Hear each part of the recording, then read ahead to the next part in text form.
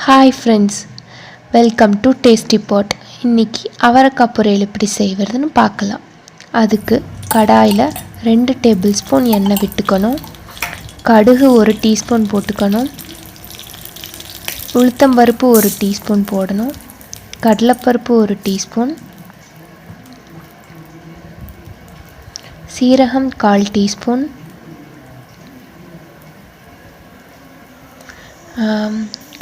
நறுக்கி கிள்ளி வச்ச வரமிளகா 4, நறுக்கிய பெரிய வெங்காயம் ஒரு மீடியம் சைஸ் 1, இதெல்லாம் போட்டு நல்லா தாளித்து விட்டுக்கணும்.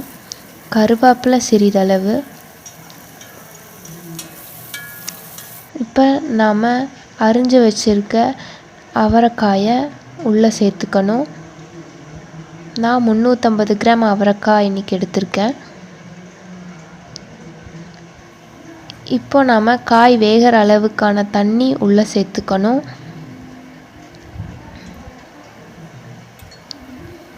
தேவைக்கேற்ப உப்பு சேர்த்து நல்லா கிளறி விட்டுக்கணும்.